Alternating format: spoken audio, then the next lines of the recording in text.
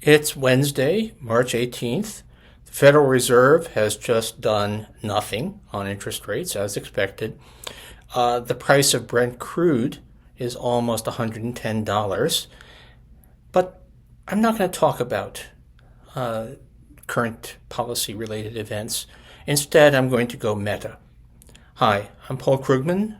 A little update, not a complicated one today. Um, When I said I'm going to go meta, you might think that I'm going to be talking about methodological issues or something like that. But actually, I'm going to talk about Mark Zuckerberg and his company, which was renamed Meta. It was, Instagram and because it had a project, it was going to develop the metaverse, which was going to be, cyberspace from the old William Gibson novels. Um, Spent $80 billion and shut the whole thing down as of today. So just dead loss. All of that money wasted. Now, what is my point? Well, this was a really bad idea, and it looked like a bad idea from the beginning.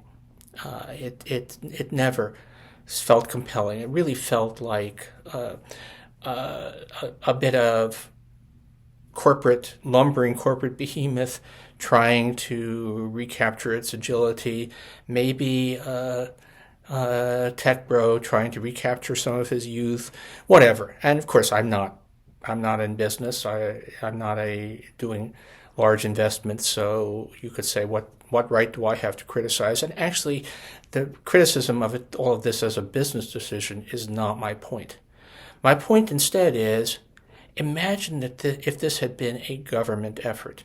Imagine if the Department of Energy had invested $80 billion in a renewable energy project that was kind of obviously highly questionable at best from the beginning, kind of looked stupid, and ended up being a complete waste of taxpayers' money.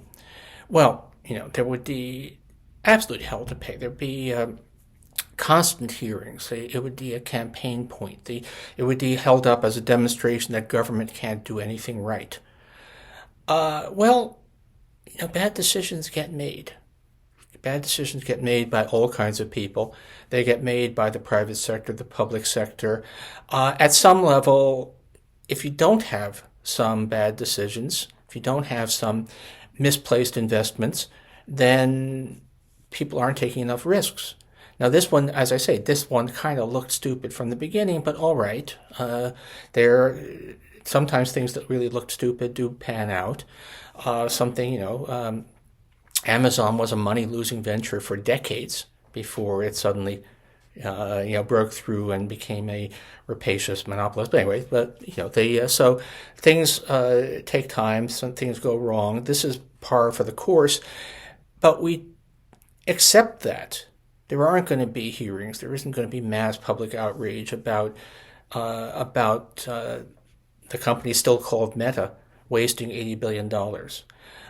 Whereas if the government had, some of us still remember Solyndra, which was a solar project that went bad, as things will. But it was far smaller. It was a fraction of what has just been wasted on Meta. And it's, we don't accept the reality that if you're going to be doing stuff at the cutting edge, then sometimes it will go wrong.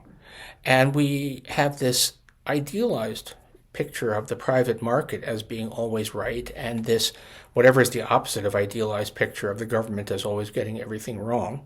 And it's not, it's a terribly destructive double standard.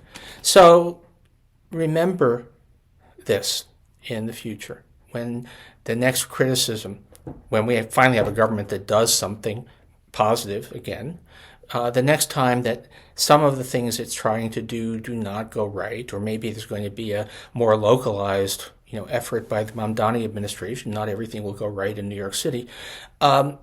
Failure is part of doing business. It's going to happen. The question you always want to ask is, was it done for the right reasons? Was it reasonable? Is this a case of acceptable, inevitable risk taking, or was it a case of something that was worse? And don't idealize, don't romanticize private business, don't demonize the public sector. Have a good day.